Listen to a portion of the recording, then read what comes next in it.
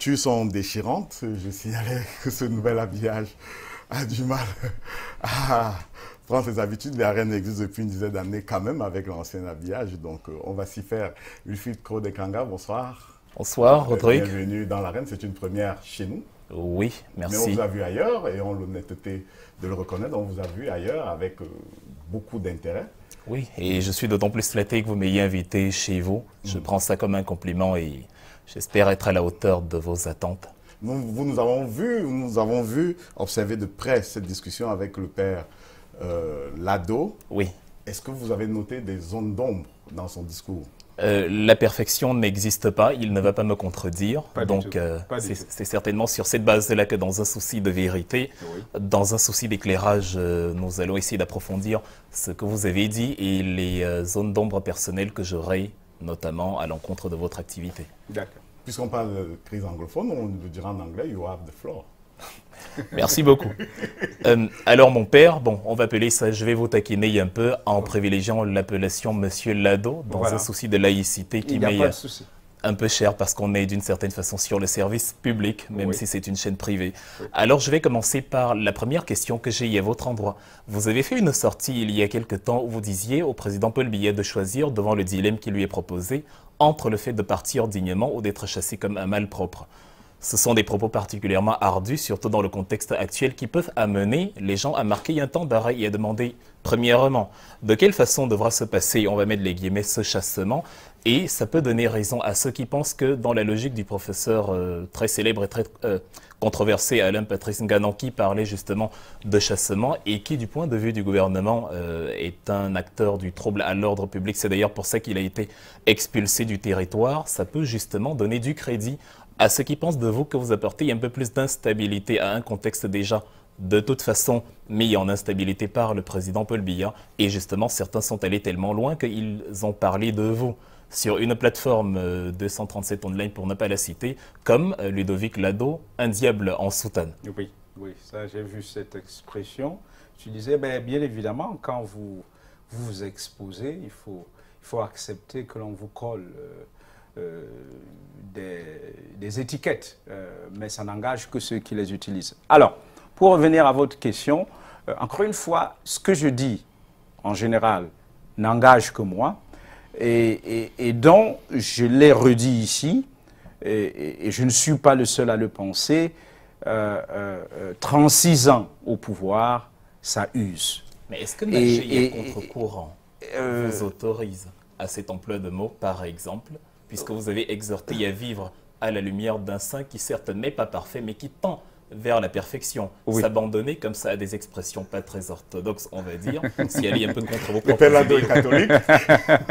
Oui, c'est vrai, j'ai parfois un vocabulaire assez osé pour mon identité peut-être professionnelle principale, mais encore une fois, conseiller à un chef d'État de se retirer, c'est à la limite même, pour moi je trouve que pour un homme de cet âge-là, après un si long temps au pouvoir, c'est plutôt faire preuve d'humanisme, c'est-à-dire lui dire, écoutez, à cet âge-là, vous devez vous reposer. Sinon, ce qui est arrivé aux autres sous nos yeux, sur ce continent, pourrait vous arriver. Et on ne sait jamais, ça peut arriver que un de ces 4 matins, les Camerounais, effectivement, disent « trop c'est trop, on n'en veut plus » et ils descendent dans la rue comme on l'a vu ailleurs. Et donc, c'est peut-être, j'aurais pu dire ça comme ça, au lieu de dire « on vous chassera comme un malpropre ». Je n'ai pas dit qu'il est un malpropre, bien évidemment. Oui, justement, dans la logique, on a l'impression de manière péremptoire que vous avez un mode opératoire déjà précis. Vous semblez y avoir la certitude, du moins dans l'affirmation. C'est la perception de ceux qui vous lisent ou de ceux qui écoutent. On ne va pas leur en vouloir, ne pouvant pas lire dans les pensées. Ils ont la considération, ils ont l'impression que voilà, le fameux agenda caché dont il a été question dans la première partie, d'où tient-il la certitude que si le président Paul Biya ne décide pas de sa propre initiative de partir dignement, il partira comme un malpropre, avec le choix des mots. Oui. Encore une fois, j'aimerais préciser une chose. Nous parlons d'une fonction, c'est-à-dire que ma cible, ce n'est pas la personne de M. Biya. Je n'ai aucune raison de lui en vouloir. Ma cible, c'est la fonction du chef de l'État qui a été occupée par cet homme depuis 36 ans. Et j'estime que c'est trop parce que dans cette routine-là, eh bien, ça secrète de la mauvaise gouvernance et dont nous avons les effets aujourd'hui. Le Cameroun est dans un état piteux et c'est ce bilan-là que je regrette. Et face à une situation comme celle-là, je ne peux que exhorter celui que je considère être le premier responsable à se retirer, ou bien le peuple, oui, je le souhaite, lui demandera de se retirer. Avant de passer à la deuxième question, on aimerait quand même conclure en demandant, vu que vous êtes une autorité morale, les plus jeunes se réfèrent à vous, nos mamans se réfèrent à vous, vous êtes voilà, la représentation d'une autorité, l'autorité religieuse notamment. Est-ce que vous avez l'intention de revenir sur vos mots ou de vous excuser outre mesure par l'emploi de la malpropreté supposée du président Paul Biya? Oui, comme je l'ai dit, le comme a sa place. J'ai dit comme un. Je n'ai pas dit qu'il est un.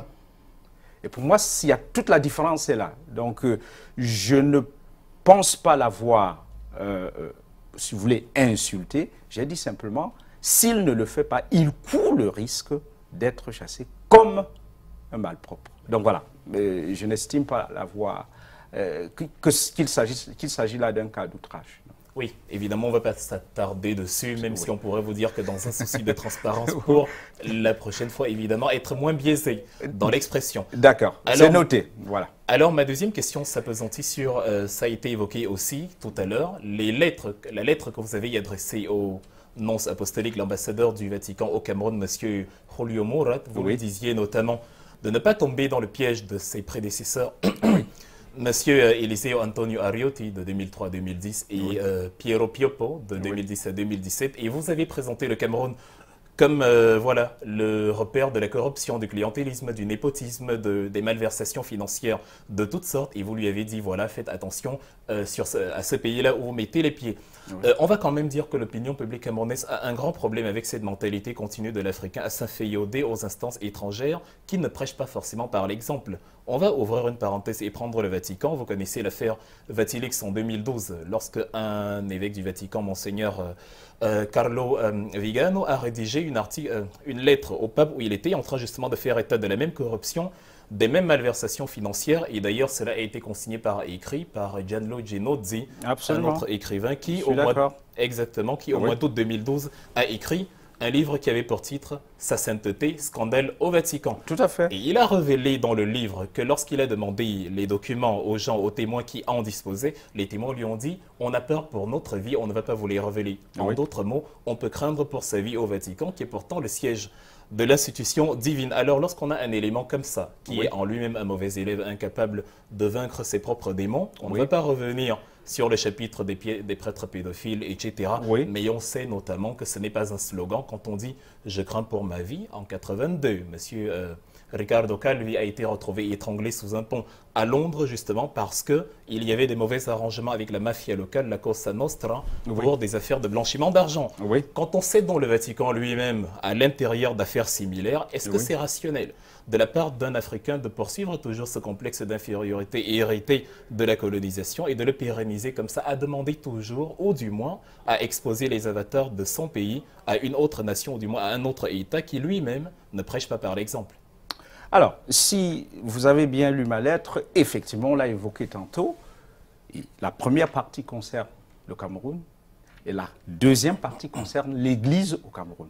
Ça veut dire que, en fait, je ne me contente pas de dire au nonce ce que je pense de mon pays aujourd'hui, de l'état de mon pays. Je rappelle que cette lettre, je l'ai écrite, je veux dire, quelques mois après l'assassinat de Monseigneur Bala, qui n'est pas encore élucidé. Donc, ce que je veux dire, c'est, j'estime qu'on ne peut pas me faire le procès du biais, d'un biais à l'égard de l'État du Cameroun et en faveur du Vatican. Parce qu'encore une fois, dans cette lettre, je relève aussi bien ce qui me semble être les limites du régime que les limites de l'Église au Cameroun. Ceci dit, c'est pas parce que le Vatican me l'a demandé. À la limite, même quand je le fais, je cours le risque d'être tapé dessus. Et donc, encore une fois, je l'ai dit tantôt, je ne suis complaisant à l'égard d'aucun système. Qu'il s'agisse du système du Vatican ou de l'Église, ou du système politique qui régit nos vies, j'essaye d'être honnête avec ma conscience. Et quand ça ne va pas, je dis ça ne va pas, que ce soit dans l'Église ou au sein de l'État. Évidemment, oui. Il ne s'agit pas de dire que vous avez pris parti pour le Vatican au détriment de l'État camerounais. Il s'agit de poser la question pourquoi ne pas se focaliser sur la résolution des problèmes camerounais dans un contexte camerounais. Tant il est vrai que jamais, lorsque vous étiez en mission, notamment à Rome ou je ne sais pas, à aucun moment vous n'avez vu un cardinal italien rédiger une missive et vous exhorter, après y avoir exposé de manière exhaustive les problèmes de l'Italie. Ça n'arrive jamais de la part des Occidentaux envers les Africains. Mais les Africains ont cette culture-là de parler de leur pays, on va dire en mal, on va caricaturer comme ça, et de soumettre les fameux problèmes aux Occidentaux. En vertu de quoi le Vatican s'érigerait-il, vu que vous avez posé vous-même la question, à quoi sert in fine un nonce apostolique? En vertu de quoi le Vatican s'érigerait-il en solution aux problèmes des Africains? Mais oui, justement. Il est incapable de résoudre les siens. Oui, alors justement, le problème est que vous avez affaire à un diplomate. Donc, qui par leur décision, leur intervention ou non-intervention, vous avez vu dans le cas de la RDC. En RDC, je ne dis pas que c'est l'unique facteur déterminant dans la décision de M. Kabila de ne pas se représenter, mais l'Église catholique était au front. Et alors, était au front par ses laïcs, soutenus par le clergé. Et, bien évidemment, ce que, ne l'oublions pas, dans les relations internationales, les nonces apostoliques ont une place importante. Ce que le nonce dit du Cameroun à Rome, vous ne savez pas où ça atterrit. Mais si vous jouez déjà le rôle de la mauvaise publicité, parce que je me dis, quand on est Camerounais, le devoir principal d'un citoyen est de polir au possible, en tout cas de manière concrète, pas de raconter une vision fabriquée évidemment, mais de s'arranger au possible à minimiser, en tout cas à réduire les problèmes de son pays, c'est-à-dire de travailler avec ses compatriotes à la résolution des problèmes de son pays pour que ceux qui viennent de l'extérieur aient une image positive. Ah oui. Si vous jouez déjà le rôle de celui qui présente la face obscure du pays à l'international, le nonce apostolique, quand bien même il serait mal intentionné, n'aurait plus rien à faire. Mais justement il faut éviter, et c'est peut-être ce qui nous a amené là où nous sommes aujourd'hui, il faut éviter le jeu des images. Parce que l'image souvent voile la réalité. Et je crois peut-être que le Cameroun a refusé pendant des décennies de regarder sa réalité en face, parce que justement on voulait donner l'image d'un pays stable. On nous l'a dit même plusieurs fois que nous étions un îlot de paix, mais voilà qu'on bascule dans la guerre. Peut-être que si nous avions regardé nos démons en face, on les aurait exorcisés à temps. Et donc, en fait, moi, j'essaye autant que possible de jouer la carte de la lucidité et de ne pas me laisser entraîner dans des jeux d'images. Justement, donc, en fait, c'est pour dire quoi?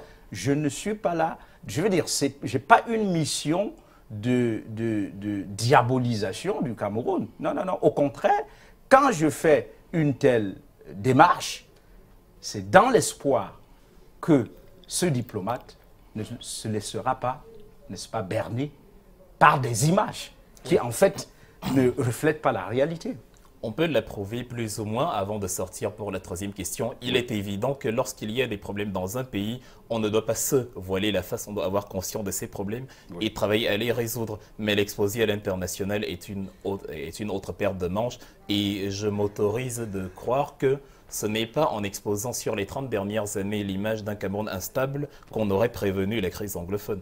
Bien sûr que non. Oui, mais on aurait pu peut-être encourager, parce qu'encore une fois, ce procès de l'international, c'est-à-dire qu'on le fait d'ailleurs avec la diaspora, c'est-à-dire qu'on dit, vous passez votre temps à salir l'image de votre pays à l'extérieur au lieu d'en donner une bonne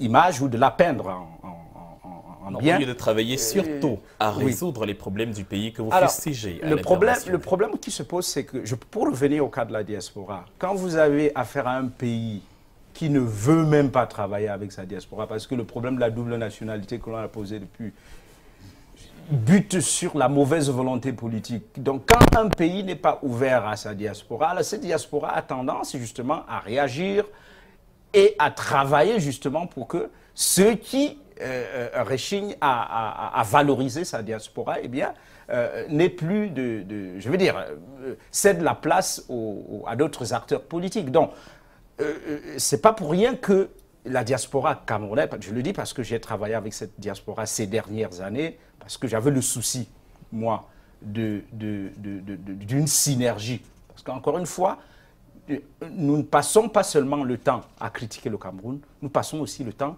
à chercher des solutions oui, à chercher des solutions aux problèmes qui nous concernent. Il parlait d'une collecte, peut-être qu'on reviendra là-dessus. Nous avons été parmi les premières, sinon la première organisation de la diaspora à collecter de l'argent pour secourir les victimes de la crise anglophone. Donc, c'est pour dire que, oui, qui aime bien châtie bien. Alors notons cependant, à l'oreille de la question suivante, que la Chine, 11,8 milliards de dollars de produits intérieurs brut première ou deuxième, si on veut, économie mondiale derrière les États-Unis, n'est pas ouverte non plus à la double nationalité, mais a pu trouver des parallélismes qui ont permis au pays de se développer et d'investir mais massivement dans nos pays. Oui. Mais revenons dans le cas camerounais à la question supplémentaire que j'ai envie de vous poser, c'est que vous avez fait un appel zéro urne, ou plutôt urne morte, qui était, voilà, vous appelez la population à ne pas se présenter, à ne pas aller aux urnes pour les élections du 7 octobre.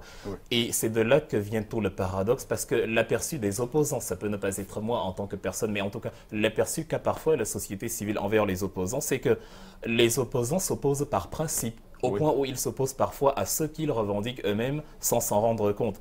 Vous avez martelé justement que le président Paul Biya, le fait qu'il s'en aille, le départ du président Paul Biya serait parmi les issues possibles, l'une des issues qui permettrait d'apporter un début de solution à cette crise. Mais quand en même temps vous exhortez à ne pas se présenter aux élections, à ce que les élections ne se tiennent pas, c'est un peu contre-productif, parce que la meilleure façon pour que Biya se maintienne au pouvoir, c'est qu'il n'y ait pas d'élection, le cas échéant. Et si le président Paul Biya, supposé que vous soyez du MRC, si le président Paul Biya se présente n'organise pas les élections et réussit à résoudre la crise anglophone, sa popularité, il en ressortira certainement grandi. Ce qui compliquera même encore la campagne, je ne sais pas, du MRC, du RSDF, aux élections supplémentaires. Et Biya étant, pour ces partis-là, le principal problème du Cameroun, s'arranger à ce qu'il n'y ait pas d'élection et appeler à ce qu'il n'y ait pas vote, c'est mettre sur pied exactement le contraire de ce à quoi on aspire. Est-ce que d'une certaine façon, parfois, on ne se perd pas dans l'irrationnel en faisant une chose dont on demande le contraire? Oui, c'est possible, parce que le rationnel en politique est assez complexe. Qu'est-ce qu'on appelle rationnel en politique?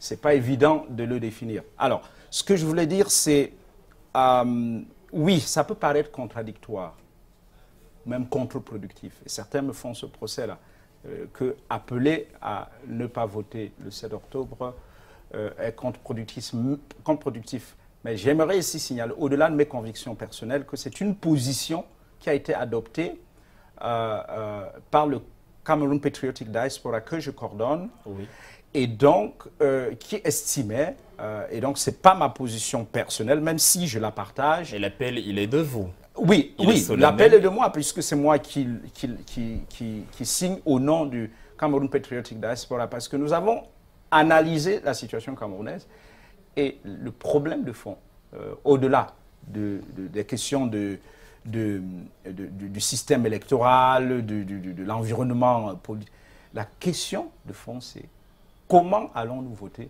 dans le nord-ouest et le sud-ouest? Donc, le souci, c'est que si on fait le passage en force et on organise tout de même ces élections, si elles n'ont pas effectivement lieu dans le nord-ouest et le sud-ouest, c'est de fait consacrer la partition du pays.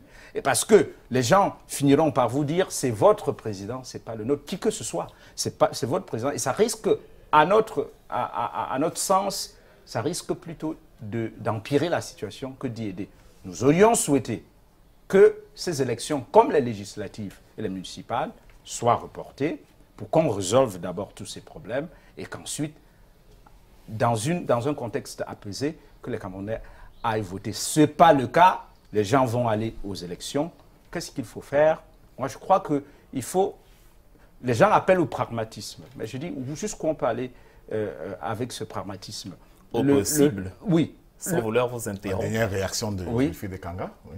Ah oui, on en aura eu certainement, on en aura eu énormément de questions supplémentaires, mais en tout cas, vous avez questionné la rationalité. La rationalité, c'est en tout cas d'agir en cohérence avec ses aspirations, de mettre des actions qui ont un sens et qui ont un but précis, et non d'agir à contresens. Lorsque vous dites que les élections ne peuvent pas se tenir, ne pourraient pas se tenir... Je m'interroge. Oui, je m'interroge.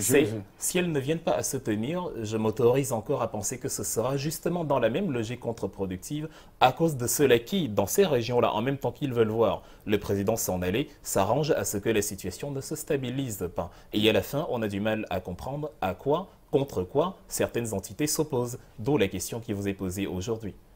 Oui, bien évidemment. Je ne dis pas nécessairement que nous avons la vérité sur cette question ou que nous avons la rationalité sur cette question. Nous essayons d'analyser la situation et de regarder les contraintes. Et encore une fois, je reviens du Nord-Ouest. Personne n'y parle d'élection. Hein. Les gens, ils sont préoccupés par deux choses principales. C'est la sécurité et la survie. Et donc, par conséquent, mon sentiment, après mon séjour dans c'est que, en fait, psychologiquement, le Cameroun est déjà fracturé. C'est-à-dire qu'on ne vit pas dans le même temps psychologique au Cameroun aujourd'hui, parce que nos débats ici ne sont pas leurs débats. Alors, donc, la question, au fond, c'est, et c'est pour ça que je dis, c'est une interrogation. J'aurais bien voulu entendre ceux qui pensent que les élections sont une solution à ce problème. J'aimerais bien savoir comment... Évidemment, ne le sont pas. Oui. Ils sont un moyen institué par les textes régaliens qui doivent être respectés de toute façon et qui ne peuvent pas être méprisés au regard du fait que certains, dans ces régions-là, ont décidé de faire fi de l'entité à laquelle ils appartiennent, le Cameroun. Oui, bien évidemment. En parlant de dispositions normatives, la Constitution ne prévoyait pas de report de la présidentielle. Il faut respecter la loi. Ça aurait posé un problème politique. Tout au moins. Oui. C'est à quoi devrait répondre le président. Vous savez, la Constitution, le régime la modifie quand il le veut. Oui, mais j'ai dit qu'il y aurait un problème politique. Oui, c'est-à-dire qu'il y a des mécanismes pour changer la loi. Mais on aurait posé un problème politique. Quand on parlait de rationalité, ceux qui se veulent rationnels auraient dit voilà, le président a modifié la Constitution pour s'éterniser au pouvoir. Et voilà, peut-être ceux qui défendent la cause anglophone auraient dit il est illégitime, il avait été élu pour 7 ans, il n'y a pas eu une nouvelle élection au bout de 7 ans. Oui, ça aurait pu provoquer ce type de débat, mais je pense que si c'était fait dans l'optique du dialogue national pour résoudre la crise anglophone, je ne pense pas qu'on serait allé dans ce sens. Merci Claude Wilfried Kanga, merci de nous avoir éclairé sur ce plateau. On vous reprendra très bientôt. On vous reprendra dans cette émission comme dans d'autres émissions, encore que Canal International prépare un dispositif spécial en termes de production de contenu pour ces présidentielles et Wilfried Kanga sera certainement avec nous et plusieurs autres experts pour des questions politique. Nous revenons à l'interview de cette émission en embrassant la deuxième dorsale consacrée